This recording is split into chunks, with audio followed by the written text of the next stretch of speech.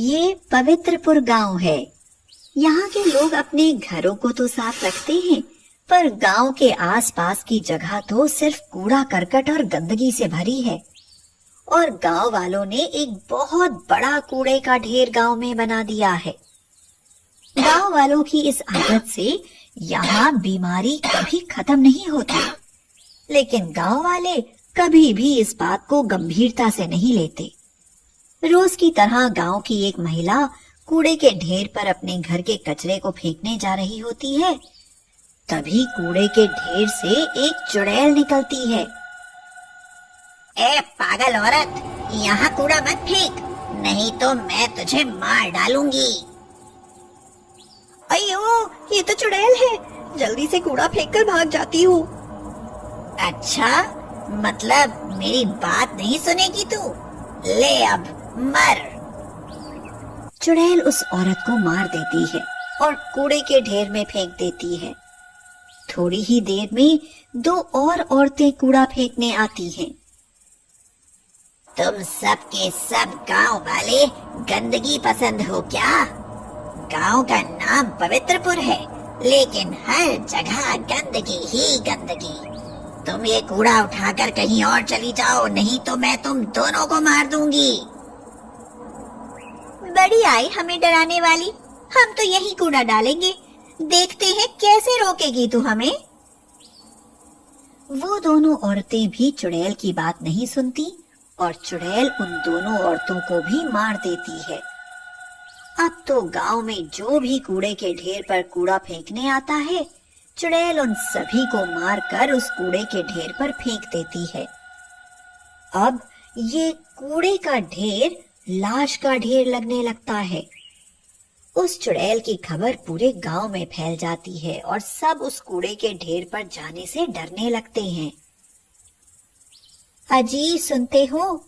अगर उस चुड़ैल का कोई उपाय ना किया गया तो हमारा घर ही कूड़े का ढेर बन जाएगा।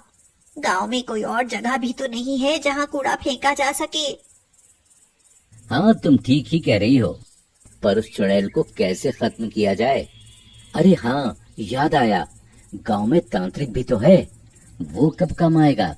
उसी ही से मदद मांगता हूँ।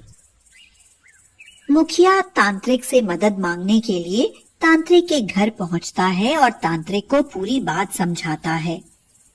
हाँ, समस्या तो गंभीर है और पूरा गांव ही परेशान है इस चुड़ैल से।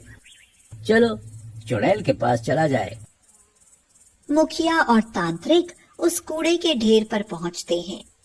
तभी चुड़ैल उस कूड़े के ढेर से बाहर निकलती है। अरे ये क्या? पहली बार देख रही हूँ कि कोई यहाँ पर खाली हाथ आया है। नहीं तो सबके सब बस कूड़ा फेंकने आते हैं यहाँ और फिर मेरे हाथों मारे जाते हैं। ऐ चुड़ैल, बता, तूने बेकसूर लोगों को क्यों मारा? उन्हें तो वैसे भी मरना ही था। मेरे हाथ से नहीं मरते तो इस गंदगी और महामारी से मर जाते। तुझे तेरे किए का परिणाम भुगतना होगा। अब मैं तुझे मार दूंगा। कोशिश करके देख ले, तुझे शायद अंदाजा भी नहीं है कि मैं कितनी ताकतवर हूँ। तांत्रिक चुड़ैल पर मंत्र पढ़कर भभूत फेंकता है, पर चुड़ैल पर इसका कोई असर नहीं होता। तांत्रिक त्रिशूल से चुड़ैल पर वार करता है, पर चुड़ैल पर त्रिशूल का भी कोई असर नहीं होता। तांत्रिक अंत में हार मान जाता है और चुड़ैल से प्रार्थना करता है। तू तो बहुत ताकतवर है, नहीं तो मेरी काली शक्ति के आगे किसी का कोई वश नहीं चलता। हम सब गांव वालों पर थोड़ी सी दया कर और हमें हंसी खुशी से जीने दे। हाँ, तूने ठीक बोला। मैं बहुत ताकतवर हूँ। मैं तो कई सालों से इस जगह पर आराम से रह रही थी।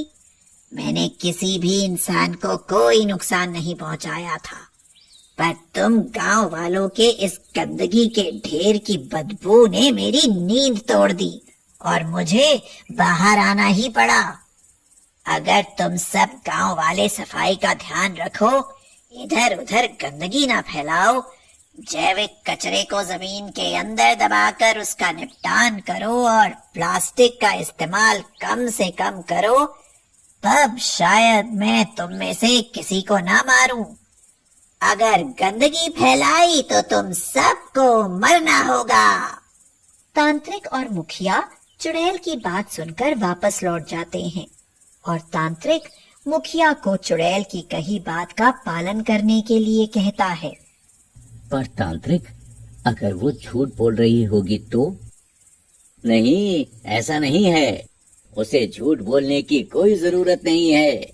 गांव वालों को अपनी आदत बदलनी ही पड़ेगी, नहीं तो इसके परिणाम बहुत बुरे होंगे।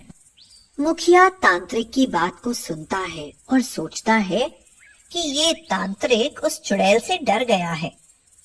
मुखिया तांत्रिक को बिना बताए गांव के कुछ लोगों के साथ मिलकर चुड़ैल को मारने की योजना बनाता है। ये तांत्रिक पागल हो चुका है। हमें कोई जरूरत नहीं है साफ सफाई रखने की। हम उस कूड़े के ढेर को ही जला देते हैं और उस कूड़े के ढेर के साथ वो चुड़ैल भी जलकर मर जाएगी और हम फिर से पहले जैसी जिंदगी जीने लगेंगे। चलो आज हम सब मिलकर उस चुड़ैल को खत्म करें। मुखिया और गांव वाले उस चुड़ैल के पास पहुंचते हैं और जैसे ही गांव वालों के साथ मिलकर मुखिया चुड़ैल को जलाने की कोशिश करता है, तभी चुड़ैल सबसे पहले तो गांव के मुखिया को मार देती है और फिर उसके बाद बाकी गांव वालों को। मुखिया के मरने की खबर तांत्रिक को लगती है और तांत्रिक सभी गांव वालों को अपनी और चुड़ैल की बातचीत के बारे में बताता है।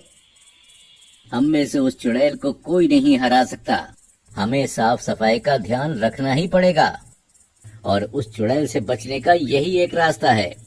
हमें गांव में स्वच्छता अभियान चलाना पड़ेगा।